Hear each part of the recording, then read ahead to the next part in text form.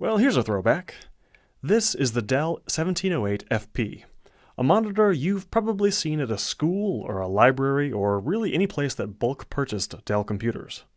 In 2019, this 1280 by 1024 75Hz display is almost totally unremarkable, except for the fact that its response times are really bad for a TN panel, something I'll come to a bit later on. But still, since I have it here, I may as well run it through my testing procedures to see how it performs. It's a good thing that CCFL backlights have finally disappeared, because you have to wait several minutes after turning this thing on before it gets up to its proper brightness.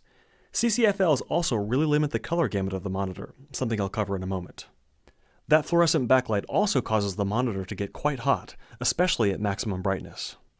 The anti-glare coating is typical TN fare, not terrible, not good, but combined with the paltry 1280 by 1024 resolution, it's not a beautiful viewing experience. I'm surprised schools and businesses ever put up with the limited screen real estate. Max brightness is good at 260 nits, but as this is a CCFL backlit display, everything other than 100% brightness is achieved by pulsing the backlight. The slide here shows the waveform at various OSD brightness settings. The flicker frequency is 320 Hz, which shouldn't be a problem for most people. The contrast ratio at 793:1 is not good. No surprises here. Gamma is reasonably under control, if a bit low throughout the grayscale range.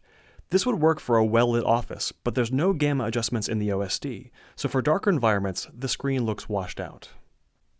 Grayscale and color performance are bad, and mostly unfixable via the OSD. Dark grays have a strong blue push that will be clearly visible in the uniformity shots coming later. Here, the fluorescent backlight does the color gamut no favors, falling well short of the red and blue primaries specified in the sRGB specs. White uniformity is reasonable, but in the exaggerated shot you can see the rectangular light diffuser at work. Pinched corners and hot in the center. This is common for LCDs, but it manifests strongly here.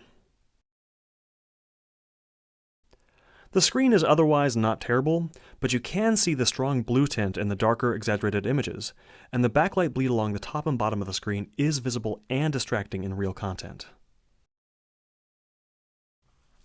Given that this is a TN panel, bad viewing angles shouldn't be a surprise, but there is a stronger than normal lift in black levels as you move off axis. Looking at the real images as they rotate, the Dell seems to maintain its color accuracy better than the LG 24GM79G. Happily though, input lag is very good at only 0.56 milliseconds. This compares favorably to the LG and to the reference CRT. The only real delay felt is from the slow maximum refresh rate. I do want to take a moment though to give these older 60Hz panels some kudos for at least giving the option of 75Hz, something that seems to be lost these days. A 25% increase in frame rate is nothing to sneeze at. Switching over to the response time charts, the first thing to note is that the first and real response graphs are identical. The Dell 1708 FP has no overdrive at all. But all this red you're seeing is a result of the Dell's pixels having no real urgency to actually reach their target level. To see where this is coming from, let's take a look at one particular transition, rising from RGB 128 to RGB 223 and then falling back down. Both the rise and fall aren't too slow to reach to about 80% of their transition, but then they absolutely languish and creep the rest of the way there. The cumulative absolute deviation captures all this time spent away from an ideal transition, and the result here looks quite horrid. With no option for overdrive, and the limited maximum refresh rate, pursuit photos of Blurbuster's Alien look like smears.